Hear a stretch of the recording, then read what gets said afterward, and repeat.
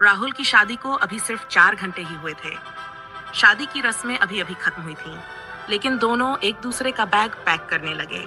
रूही की आंखों में आंसू थे, जबकि वह सामान पैक कर रही थी। दोनों ऐसे पैकिंग कर रहे थे जैसे उनके बीच कुछ बहुत बड़ा घट चुका हो। राहुल की बहन दौड़ते हुए घर के अंदर आती है और परिवार को बताती है कि उसका भाई और भाभी अपना सामान पैक कर रहे हैं। ये सुनते ही सब लोग उनके कमरे की तरफ दौड़ते हैं और दरवाजे के बाहर खड़े हो जाते हैं। राहुल की माँ दरवाजा खटखाकर पूछती है, बेटा क्या हुआ? बिना बताए हनीमून की तैयारी कर ली? दरअसल रूही और राहुल दोनों भारतीय वायुसेना में हैं और दोनों को एक गुप्त मिशन के लिए छुट्टी से वापस बुला लिया गया है। राहुल और रूही एयरबेस पर रिपोर्ट करते हैं। राहुल को अगले दिन दुश्मन के ठिकाने पर बम गिराना है। उस रात रूही राहुल से कहती है, राहुल आज से तुम ही मेरी जिंदगी हो, लेकिन कभी मेरे प्यार को अपनी कमजोरी मत बनने देना। हमेशा बहादुर बने रहना, दुश्मन को हराकर ही वापस आना। मैं यहीं तुम्हारा इंतजार करती मिलूंगी। राहुल कहता है, और अगर मुझे कुछ हो गया तो?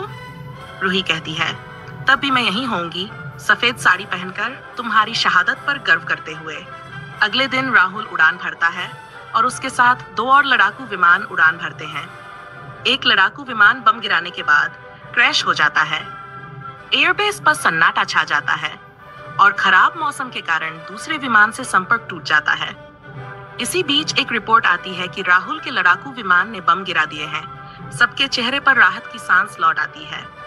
अचानक राहुल के विमान से पूरा संपर्क टूट जाता है। रूही का दिल तेजी से धड़कने लगता है। ऐसे में फाइटर प्लेन 2 लैंड करता है। रूही का हौसला एक बार फिर जागता है। लेकिन जब 2-3 घंटे तक राहुल का फाइटर प्लेन नहीं मिलता तो रूही टूट जाती है। इस वक्त वह रो भी नहीं सकती क्योंकि वह ड्यूटी पर है। वह बस अपने जज्बातों को काबू में रखकर इंतजार कर रही है। राहुल के लापता होने की घोषणा होने ही वाली थी कि तभी एयरबेस पर एक विमान दिखाई देता है। ये राहुल का ही होता है। राहुल पूरी तरह से घायल होता है, लेकिन खुशी की बात यह होती है कि लैंडिंग सुरक्षित होती है। रूही दौड़कर राहुल को गले लगा लेती है। जब राहुल को वीर चक्र दिया जाता है तो उनसे उनकी प्रेरणा के बारे में पूछा जाता है। राहुल कहते हैं कि मेरी प्रेरणा मेरी पत्नी रूही है। उसने न सिर्फ खुद को मजबूत बनाया बल्कि मुझे भी हौसला दिया। उसी के विश्वास की वजह से मैं आज जिंदा लौट सका। इतनी ताकत सिर्फ एक भारतीय नारी में ही हो सकती है, जो मिट्टी के लिए जीना और खुद को कुर्बान करना जानती है। ये सच है कि शादी सिर्फ 2 लोगों को नहीं जोड़ती, बल्कि एक को दूसरे की डाल भी बना देती है। ये जीने की एक वजह देती है। क्या आप सब सहमत हैं? भारतीय नारी और उसका साहस को तहे दिल से बधाई।